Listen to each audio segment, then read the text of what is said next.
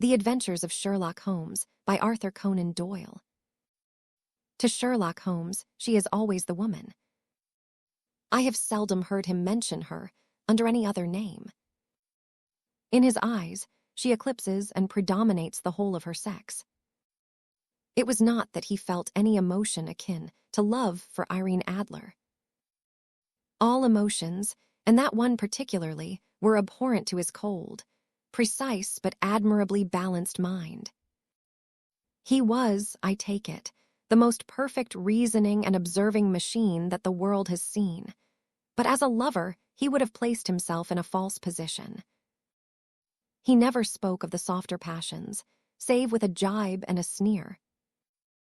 They were admirable things for the observer, excellent for drawing the veil from men's motives and actions. But for the trained reasoner to admit such intrusions into his own delicate and finely adjusted temperament was to introduce a distracting factor which might throw a doubt upon all his mental results. Grit in a sensitive instrument, or a crack in one of his own high-power lenses, would not be more disturbing than a strong emotion in a nature such as his. And yet there was but one woman to him, and that woman was the late Irene Adler, of dubious and questionable memory. I had seen little of Holmes lately. My marriage had drifted us away from each other. My own complete happiness, and the home-centered interests which rise up around the man who first finds himself master of his own establishment, were sufficient to absorb all my attention, while Holmes, who loathed every form of society with his whole Bohemian soul, remained in our lodgings in Baker Street, buried among his old books, and alternating from week to week between cocaine and ambition, the drowsiness of the drug, and the fierce energy of his own keen nature.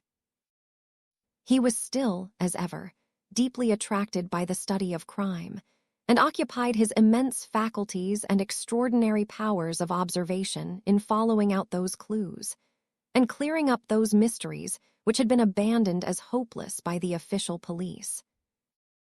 From time to time, I heard some vague account of his doings, of his summons to Odessa in the case of the Trepoff murder, of his clearing up of the singular tragedy of the Atkinson brothers at Trincomalee, and finally of the mission which he had accomplished so delicately and successfully for the reigning family of Holland.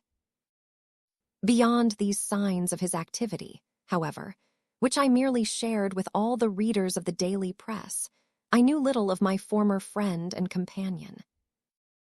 One night, it was on the 20th of March, 1888, I was returning from a journey to a patient, for I had now returned to civil practice, when my way led me through Baker Street. As I passed the well-remembered door, which must always be associated in my mind with my wooing, and with the dark incidents of the study in scarlet, I was seized with a keen desire to see Holmes again, and to know how he was employing his extraordinary powers. His rooms were brilliantly lit, and even as I looked up, I saw his tall, spare figure pass twice in a dark silhouette against the blind. He was pacing the rooms swiftly, eagerly, with his head sunk upon his chest and his hands clasped behind him. To me, who knew his every mood and habit, his attitude and manner told their own story. He was at work again. He had risen out of his drug-created dreams and was hot upon the scent of some new problem. I rang the bell and was shown up to the chamber which had formerly been in part my own. His manner was not effusive. It seldom was, but he was glad, I think, to see me. With hardly a word spoken, but with a kindly eye, he waved me to an armchair, threw across his case of cigars, and indicated a spirit case and a gasogene in the corner. Then he stood before the fire and looked me over in his singular introspective fashion. "Wedlock suits you," he remarked. "I think, Watson, that you have put on 7.5 pounds since I saw you." "Indeed, I should have thought a little more." "Just a trifle more. I fancy Watson. And in practice again, I observe. You did not tell me that you intended to go into harness. I see it, I deduce it. How do I know that you have been getting yourself very wet lately, and that you have a most clumsy and careless servant girl? My dear Holmes, said I, this is too much.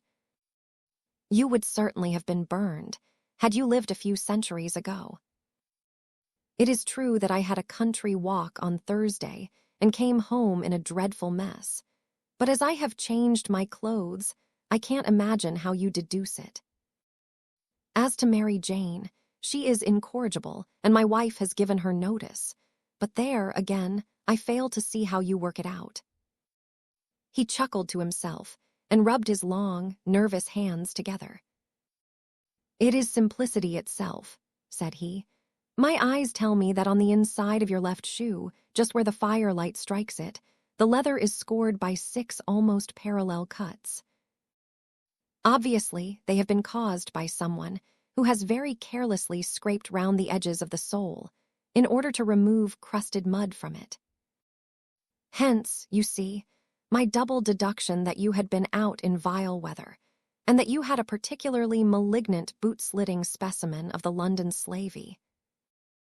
As to your practice, if a gentleman walks into my rooms smelling of iodoform, with a black mark of nitrate of silver upon his right forefinger, and a bulge on the right side of his top hat to show where he has secreted his stethoscope, I must be dull indeed, if I do not pronounce him to be an active member of the medical profession.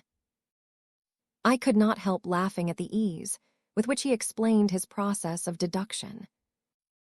When I hear you give your reasons, I remarked, the thing always appears to me to be so ridiculously simple that I could easily do it myself, though at each successive instance of your reasoning I am baffled until you explain your process. And yet I believe that my eyes are as good as yours. Quite so, he answered, lighting a cigarette and throwing himself down into an armchair. You see, but you do not observe. The distinction is clear. For example, you have frequently seen the steps which lead up from the hall to this room. Quite so. You have not observed. And yet you have seen. That is just my point. Now I know that there are 17 steps, because I have both seen and observed.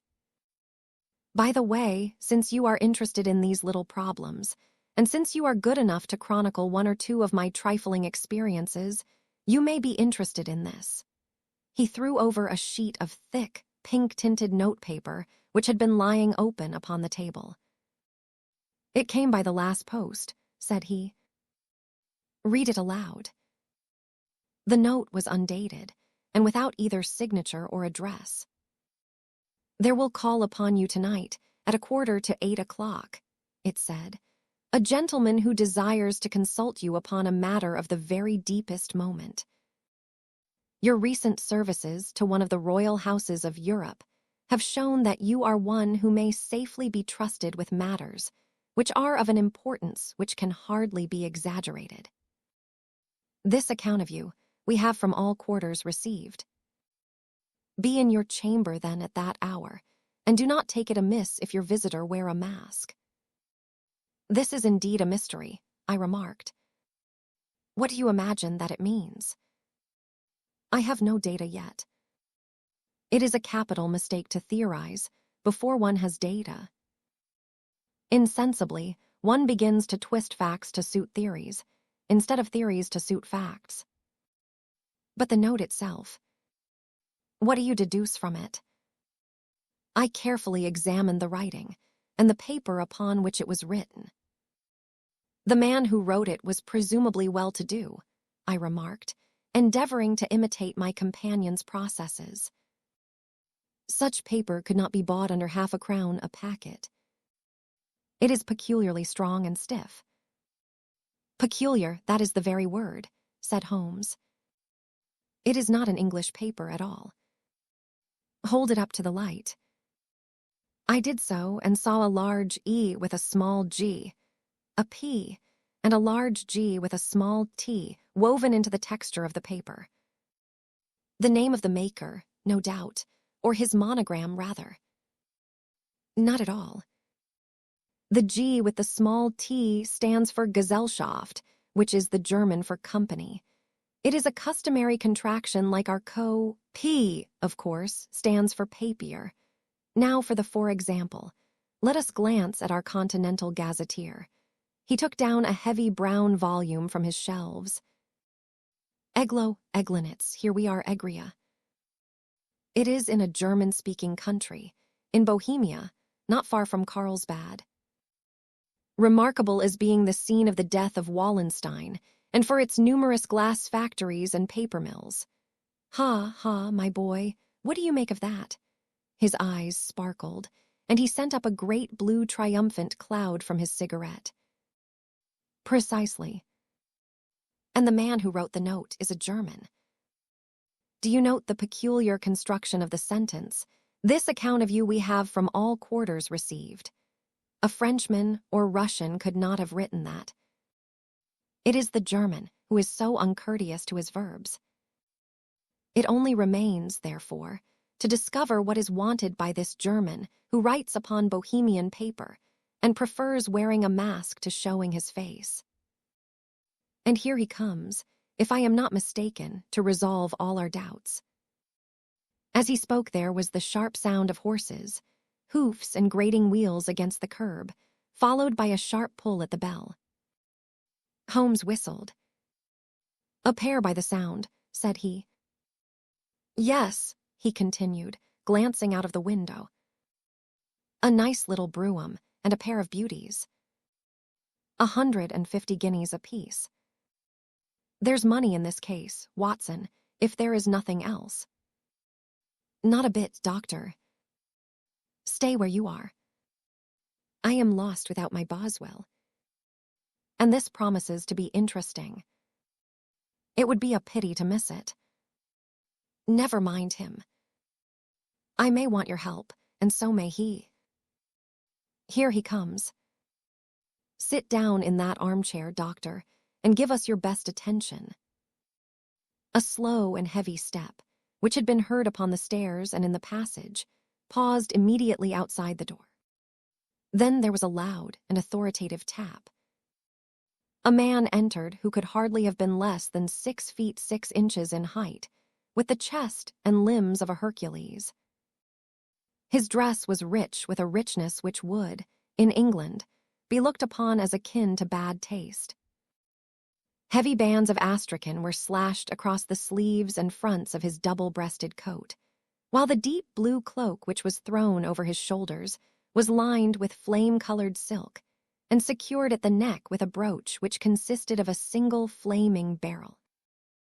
Boots which extended halfway up his calves, and which were trimmed at the tops with rich brown fur, completed the impression of barbaric opulence which was suggested by his whole appearance. He carried a broad-brimmed hat in his hand, while he wore across the upper part of his face, extending down past the cheekbones, a black visored mask, which he had apparently adjusted that very moment, for his hand was still raised to it as he entered. From the lower part of the face, he appeared to be a man of strong character, with a thick, hanging lip, and a long, straight chin suggestive of resolution pushed to the length of obstinacy. You had my note? He asked with a deep, harsh voice and a strongly marked German accent. I told you that I would call. He looked from one to the other of us, as if uncertain which to address. Pray take a seat, said Holmes. This is my friend and colleague, Dr. Watson, who is occasionally good enough to help me in my cases. Whom have I the honor to address? You may address me as the Count von Kram, a Bohemian nobleman. I understand that this gentleman, your friend, is a man of honor and discretion, whom I may trust with a matter of the most extreme importance. If not, I should much prefer to communicate with you alone.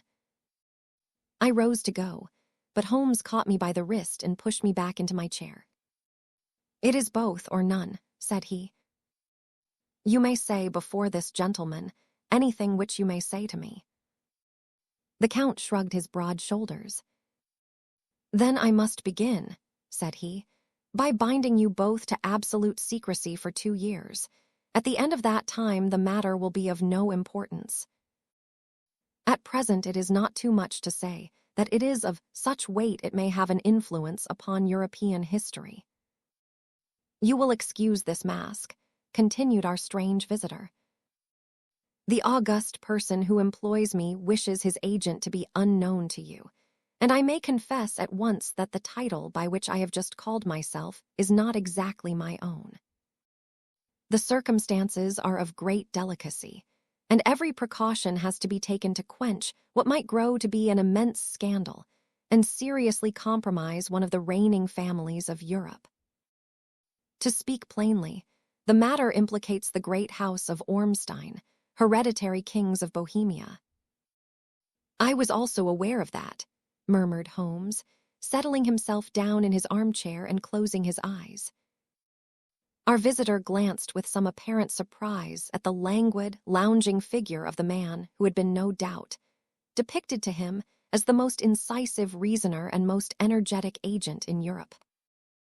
Holmes slowly reopened his eyes and looked impatiently at his gigantic client. "If your Majesty would condescend to state your case," he remarked, "I should be better able to advise you." The man sprang from his chair and paced up and down the room in uncontrollable agitation. Then, with a gesture of desperation, he tore the mask from his face and hurled it upon the ground. "You are right," he cried. "I am the king. Why should I attempt to conceal it?" "Why indeed?" murmured Holmes. "Your Majesty had not spoken before I was aware that I was addressing Wilhelm Gottsreich Sigismund von Ormstein, Grand Duke of Kassel-Felstein, and hereditary King of Bohemia." "But you can understand," said our strange visitor, sitting down once more and passing his hand over his high white forehead, "you can understand that I am not accustomed to doing such business in my own person. Yet the matter was so delicate that I could not confide it to an agent without putting myself in his power. I have come incognito from Prague for the purpose of consulting you." "Then pray consult," said Holmes, shutting his eyes once more. "The facts are briefly these. Some 5 years ago, during a lengthy visit to Warsaw, I made the acquaintance of the well-known adventuress, Irene Adler. The name is no doubt familiar to you." "Kindly look her up in my index, doctor," murmured Holmes without opening his eyes. For many years he had adopted a system of docketing all paragraphs concerning men and things, so that it was difficult to name a subject or a person on which he could not at once furnish information. In this case, I found her biography sandwiched in between that of a Hebrew rabbi and that of a staff commander who had written a monograph upon the deep-sea fishes. "Let me see," said Holmes. Born in New Jersey in the year 1858. Contralt, La Scala, Prima donna Imperial Opera of Warsaw, yes. Retired from operatic stage, Living in London, quite so. Your Majesty, as I understand, became entangled with this young person, wrote her some compromising letters, and is now desirous of getting those letters back. Then I fail to follow your Majesty. If this young person should produce her letters for blackmailing or other purposes, how is she to prove their authenticity? Oh, dear. That is very bad.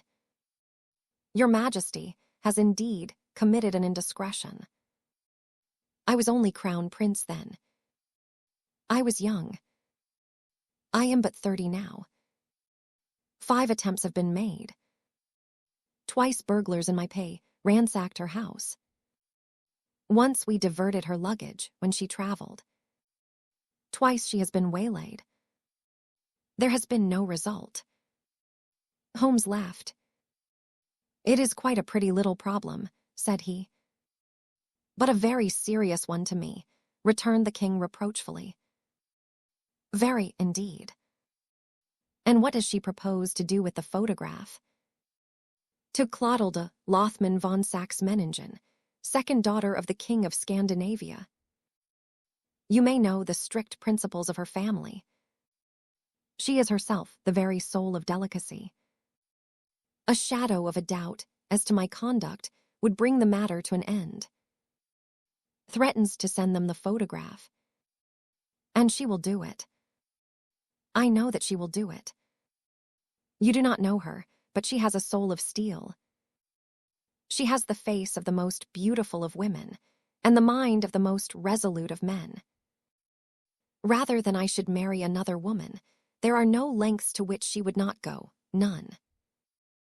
Because she has said that she would send it on the day when the betrothal was publicly proclaimed. That will be next Monday. Oh, then we have 3 days yet, said Holmes with a yawn. That is very fortunate, as I have 1 or 2 matters of importance to look into just at present. Your Majesty will, of course, stay in London for the present. Certainly. You will find me at the Langham, under the name of the Count von Cram.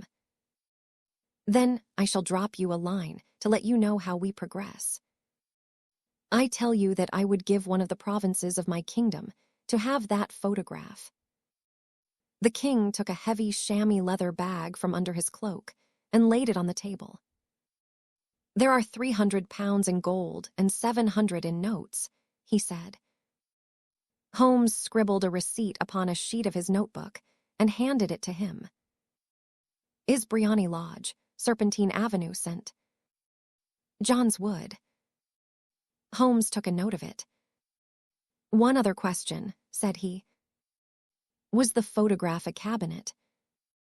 Then, good night, Your Majesty, and I trust that we shall soon have some good news for you. And good night, Watson, he added, as the wheels of the royal brougham rolled down the street. If you will be good enough to call tomorrow afternoon at 3 o'clock, I should like to chat this little matter over with you. At 3 o'clock precisely I was at Baker Street, but Holmes had not yet returned. The landlady informed me that he had left the house shortly after 8 o'clock in the morning. I sat down beside the fire, however, with the intention of awaiting him, however long he might be. I was already deeply interested in his inquiry, for though it was surrounded by none of the grim and strange features which were associated with the 2 crimes which I have already recorded, still, the nature of the case and the exalted station of his client gave it a character of its own. Indeed, apart from the nature of the investigation which my friend had on hand, there was something in his masterly grasp of a situation, and his keen, incisive reasoning, which made it a pleasure to me to study his system of work, and to follow the quick, subtle methods by which he disentangled the most inextricable mysteries. So accustomed was I to his invariable success that the very possibility of his failing had ceased to enter into my head. It was close upon 4 before the door opened, and a drunken-looking groom, ill-kempt and side-whiskered, with an inflamed face and disreputable clothes, walked into the room. Accustomed as I was to my friend's amazing powers in the use of disguises, I had to look 3 times before I was certain that it was indeed he. With a nod, he vanished into the bedroom, whence he emerged in 5 minutes tweed-suited and respectable, as of old. Putting his hands into his pockets, he stretched out his legs in front of the fire and laughed heartily for some minutes. Well, really, he cried, and then he choked and laughed again until he was obliged to lie back, limp and helpless, in the chair. It's quite too funny. I am sure you could never guess how I employed my morning, or what I ended by doing. I can't imagine. I suppose that you have been watching the habits, and perhaps the house, of Miss Irene Adler. Quite so, but the sequel was rather unusual. I will tell you, however. I left the house a little after 8 o'clock this morning, in the character of a groom out of work. There is a wonderful sympathy and freemasonry among horsey men. Be one of them, and you will know all that there is to know. I soon found Briony Lodge. It is a bijou villa with a garden at the back, but built out in front right up to the road, 2 stories. Chubb locked to the door. Large sitting room on the right side, well furnished, with long windows almost to the floor, and those preposterous English window fasteners which a child could open. Behind there was nothing remarkable, save that the passage window could be reached from the top of the coach house. I walked round it and examined it closely from every point of view, but without noting anything else of interest. I then lounged down the street and found, as I expected, that there was a mews in a lane which runs down by one wall of the garden. I lent the ostlers a hand in rubbing down their horses, and received in exchange 2pence, a glass of half and half, 2 fills of shag tobacco, and as much information as I could desire about Miss Adler, to say nothing of half a dozen other people in the neighborhood in whom I was not in the least interested, but whose biographies I was compelled to listen to. Oh, she has turned all the men's heads down in that part. She is the daintiest thing under a bonnet on this planet. So say the Serpentine Mews, to a man. She lives quietly, sings at concerts, drives out at 5 every day, and returns at 7 sharp for dinner. Seldom goes out at other times, except when she sings. Has only 1 male visitor, but a good deal of him. He is dark, handsome, and dashing, never calls less than once a day, and often twice. He is a Mr. Godfrey Norton, of the Inner Temple. See the advantages of a cabman, as a confidant. They had driven him home a dozen times from Serpentine Mews, and knew all about him. When I had listened to all they had to tell, I began to walk up and down near Briony Lodge once more, and to think over my plan of campaign. This Godfrey Norton was evidently an important factor in the matter. He was a lawyer. That sounded ominous. What was the relation between them, and what the object of his repeated visits? Was she his client, his friend, or his mistress? If the former, she had probably transferred the photograph to his keeping. If the latter, it was less likely. On the issue of this question depended whether I should continue my work at Briony Lodge, or turn my attention to the gentlemen's chambers in the Temple. It was a delicate point, and it widened the field of my inquiry. I fear that I bore you with these details, but I have to let you see my little difficulties, if you are to understand the situation. I was still balancing the matter in my mind, when a handsome cab drove up to Briony Lodge, and a gentleman sprang out. He was a remarkably handsome man, dark, aquiline, and mustached, evidently the man of whom I had heard. He appeared to be in a great hurry, shouted to the cabman to wait, and brushed past the maid who opened the door with the air of a man who was thoroughly at home. He was in the house about half an hour, and I could catch glimpses of him in the windows of the sitting room, pacing up and down, talking excitedly, and waving his arms. Of her I could see nothing. Presently he emerged, looking even more flurried than before. As he stepped up to the cab, he pulled a gold watch from his pocket and looked at it earnestly. "Drive like the devil," he shouted. "First to Gross and Hankey S. in Regent Street, and then to the Church of St. Monica in the Edgware Road. Half a guinea if you do it in 20 minutes. Away they went, and I was just wondering whether I should not do well to follow them when up the lane came a neat little landau, the coachman with his coat only half buttoned, and his tie under his ear, while all the tags of his harness were sticking out of the buckles. It hadn't pulled up before she shot out of the hall door and into it. I only caught a glimpse of her at the moment, but she was a lovely woman, with a face that a man might die for. The Church of St. Monica, John, she cried, and half a sovereign if you reach it in 20 minutes. This was quite too good to lose, Watson. I was just balancing whether I should run for it, or whether I should perch behind her landau when a cab came through the street. The driver looked twice at such a shabby fare, but I jumped in before he could object. The Church of St. Monica, said I, and half a sovereign if you reach it in 20 minutes. It was 25 minutes to 12, and of course it was clear enough what was in the wind. My cabby drove fast. I don't think I ever drove faster, but the others were there before us. The cab and the landau with their steaming horses were in front of the door when I arrived. I paid the man and hurried into the church. There was not a soul there save the two whom I had followed and a surpliced clergyman, who seemed to be expostulating with them. They were all three, standing in a knot in front of the altar. I lounged up the side aisle like any other idler who has dropped into a church. Suddenly, to my surprise, the three at the altar faced round to me, and Godfrey Norton came running as hard as he could towards me. Come, man, come, only 3 minutes, or it won't be legal. I was half dragged up to the altar, and before I knew where I was, I found myself mumbling responses which were whispered in my ear, and vouching for things of which I knew nothing, and generally assisting in the secure tying up of Irene Adler, spinster, to Godfrey Norton, bachelor.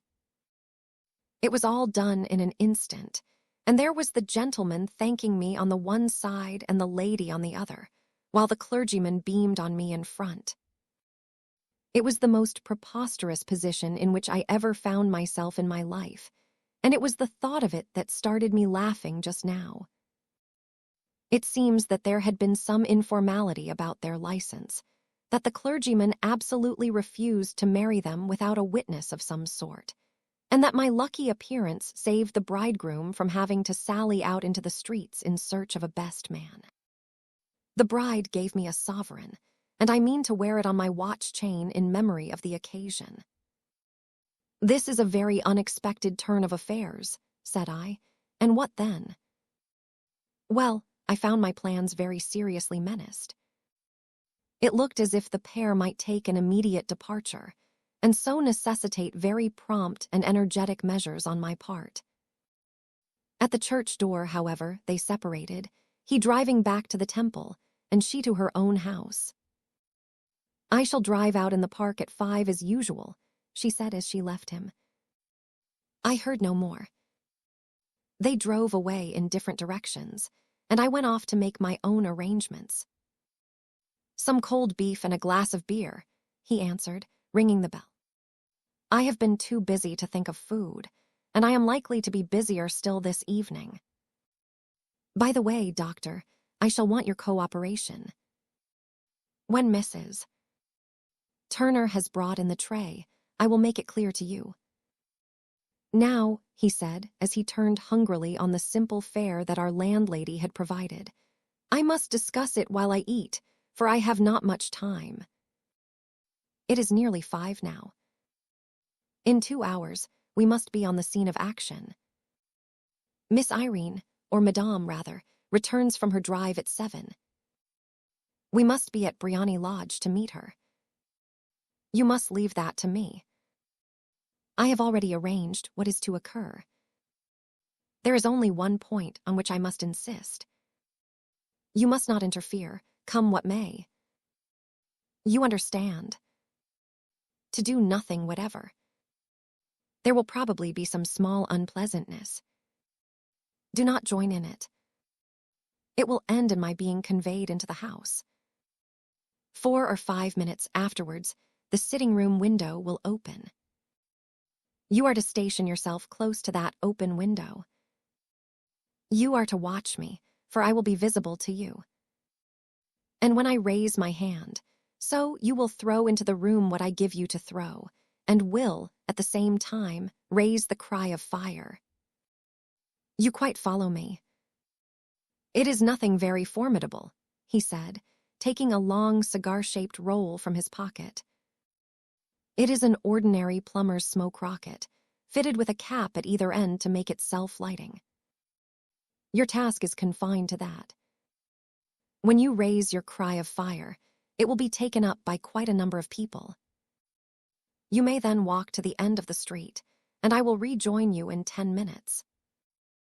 I hope that I have made myself clear.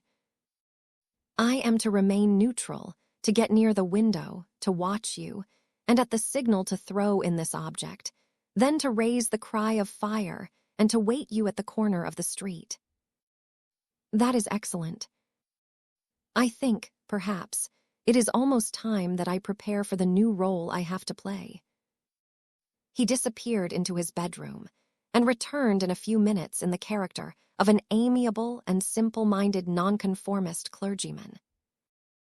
His broad black hat, his baggy trousers, his white tie, his sympathetic smile, and general look of peering and benevolent curiosity were such as Mr.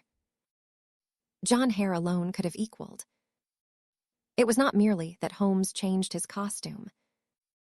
His expression, his manner, his very soul seemed to vary with every fresh part that he assumed.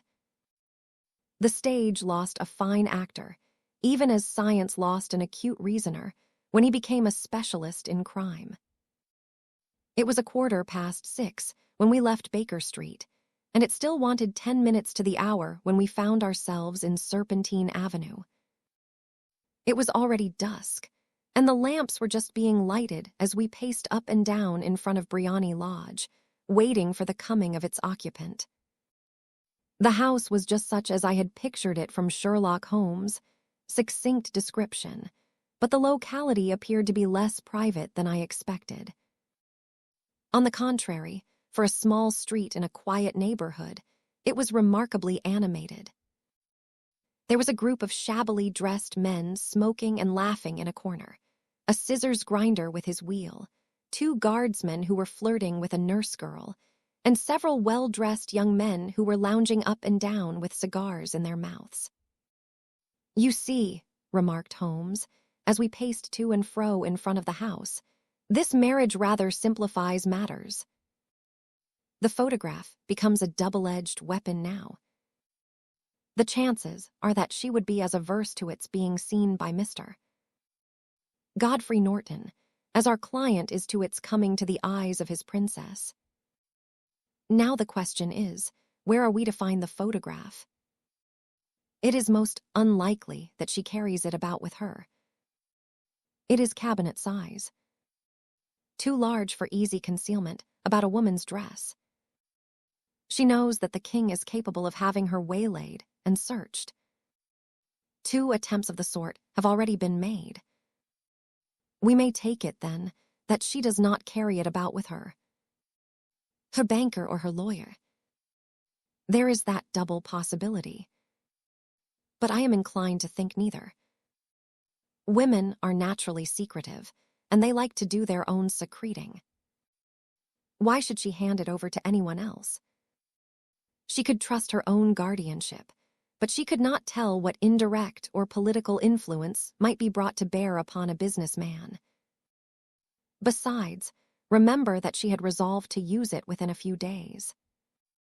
It must be where she can lay her hands upon it.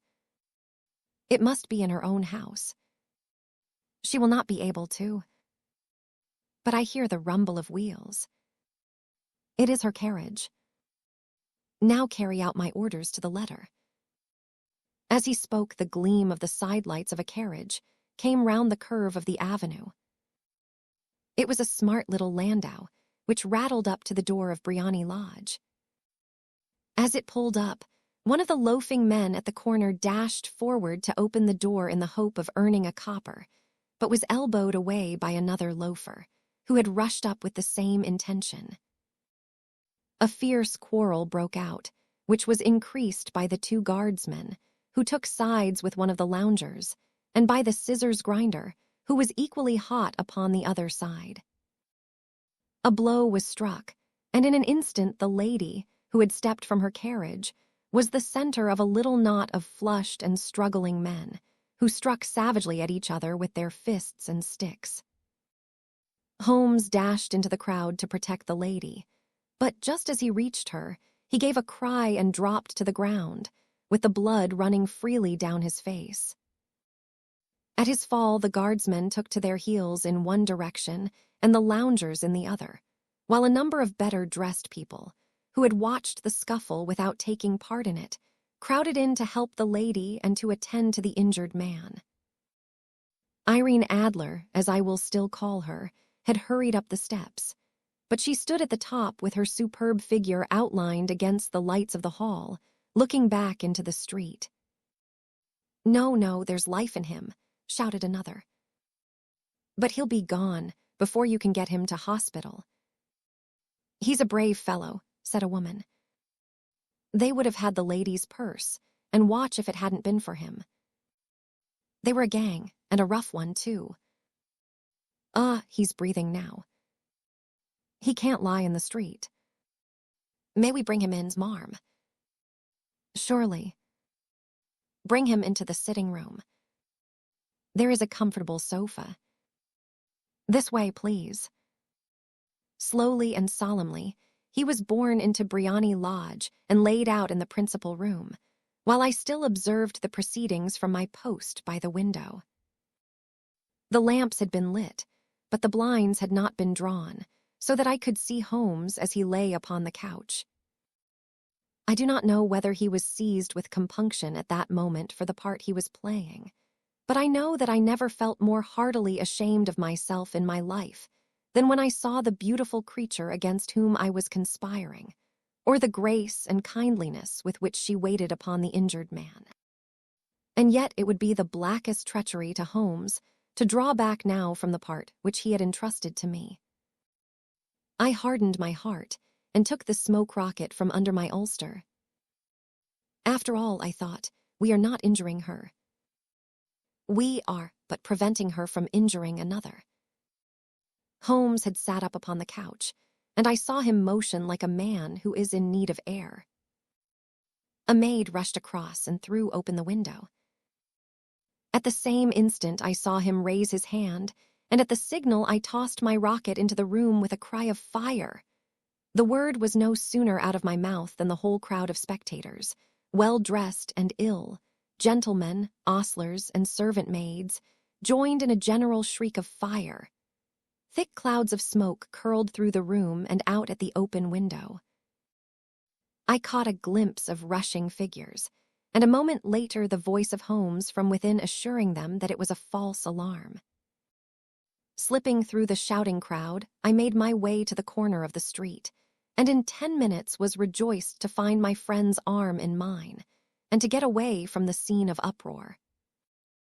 He walked swiftly, and in silence for some few minutes, until we had turned down one of the quiet streets which lead towards the Edgware Road. "You did it very nicely, Doctor," he remarked.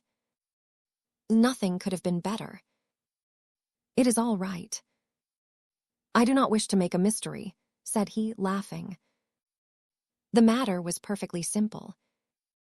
You, of course, saw that everyone in the street was an accomplice. They were all engaged for the evening. Then, when the row broke out, I had a little moist red paint in the palm of my hand. I rushed forward, fell down, clapped my hand to my face, and became a piteous spectacle.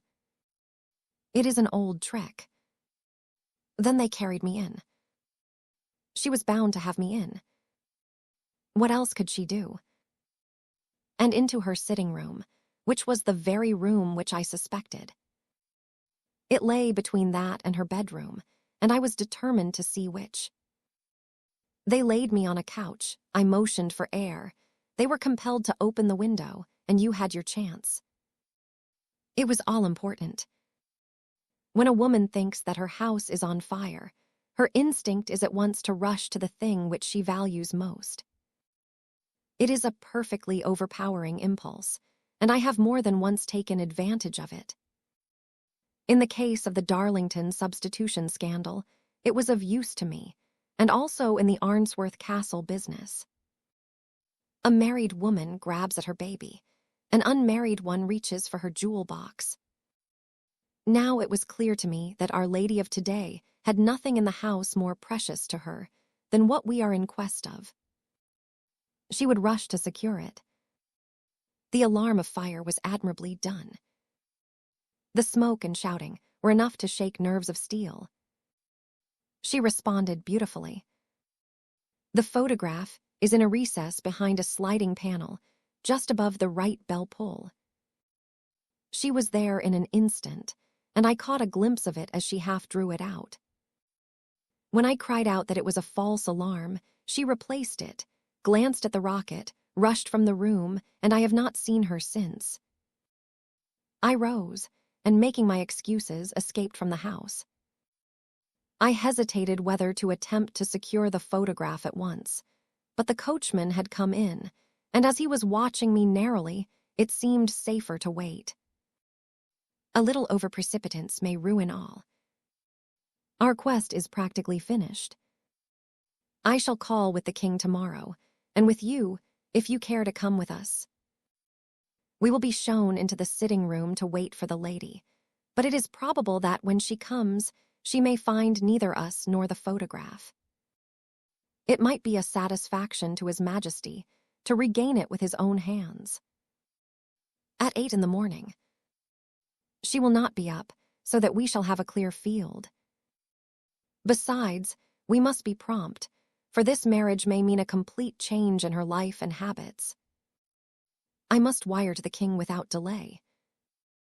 We had reached Baker Street and had stopped at the door. He was searching his pockets for the key when someone passing said. There were several people on the pavement at the time, but the greeting appeared to come from a slim youth in an ulster who had hurried by. I've heard that voice before, said Holmes, staring down the dimly lit street. Now, I wonder who the deuce that could have been. I slept at Baker Street that night, and we were engaged upon our toast and coffee in the morning when the King of Bohemia rushed into the room. You have really got it, he cried, grasping Sherlock Holmes by either shoulder and looking eagerly into his face. Then that will simplify matters. We descended and started off once more for Briony Lodge. Because it would spare your Majesty all fear of future annoyance. If the lady loves her husband, she does not love your Majesty. If she does not love your Majesty, there is no reason why she should interfere with your Majesty's plan. It is true. And yet, well, I wish she had been of my own station. What a queen she would have made. He relapsed into a moody silence, which was not broken until we drew up in Serpentine Avenue. The door of Briony Lodge was open, and an elderly woman stood upon the steps. She watched us with a sardonic eye as we stepped from the brougham. I am Mr. Holmes, answered my companion, looking at her with a questioning and rather startled gaze. Indeed. My mistress told me that you were likely to call. She left this morning with her husband by the 5:15 train from Charing Cross for the Continent. What? Sherlock Holmes staggered back, white with chagrin and surprise. Do you mean that she has left England? And the papers? Asked the king hoarsely. All is lost. We shall see. He pushed past the servant and rushed into the drawing room, followed by the king and myself. The furniture was scattered about in every direction, with dismantled shelves and open drawers, as if the lady had hurriedly ransacked them before her flight. Holmes rushed at the bell-pull, tore back a small sliding shutter, and plunging in his hand, pulled out a photograph and a letter. The photograph was of Irene Adler herself in evening dress. The letter was superscribed to Sherlock Holmes, Esq. To be left till called for. My friend tore it open, and we all three read it together. It was dated at midnight of the preceding night, and ran in this way. My dear Mr. Sherlock Holmes, you really did it very well. You took me in completely. Until after the alarm of fire, I had not a suspicion. But then, when I found how I had betrayed myself, I began to think. I had been warned against you months ago. I had been told that, if the king employed an agent, it would certainly be you. And your address had been given me. Yet, with all this, you made me reveal what you wanted to know. Even after I became suspicious, I found it hard to think evil of such a dear, kind old clergyman. But, I have been trained as an actress myself. Male costume is nothing new to me. I often take advantage of the freedom which it gives.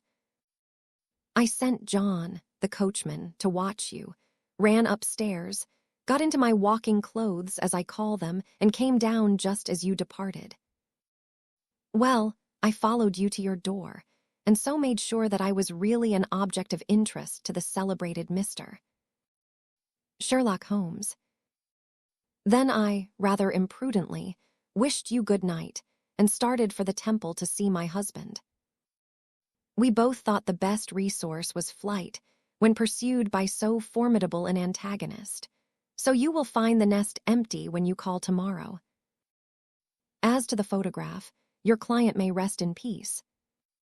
I love and am loved by a better man than he. The king may do what he will without hindrance from one whom he has cruelly wronged.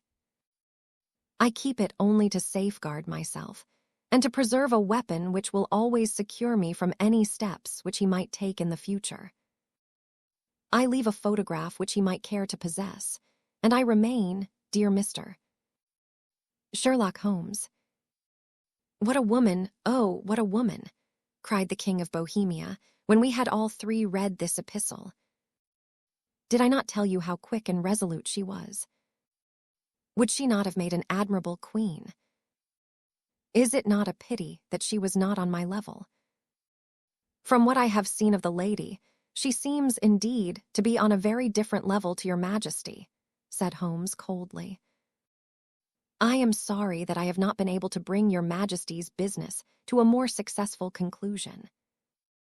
On the contrary, my dear sir, cried the king, nothing could be more successful. I know that her word is inviolate. The photograph is now as safe as if it were in the fire. I am immensely indebted to you. Pray tell me in what way I can reward you. This ring, he slipped an emerald snake ring from his finger and held it out upon the palm of his hand. Your Majesty has something which I should value even more highly, said Holmes. Irene's photograph, he cried. Certainly, if you wish it. I thank your Majesty. Then there is no more to be done in the matter. I have the honor to wish you a very good morning. He bowed, and turning away without observing the hand which the king had stretched out to him, he set off in my company for his chambers. And that was how a great scandal threatened to affect the kingdom of Bohemia, and how the best plans of Mr. Sherlock Holmes were beaten by a woman's wit. He used to make merry over the cleverness of women, but I have not heard him do it of late. And when he speaks of Irene Adler, or when he refers to her photograph, it is always under the honorable title of the woman.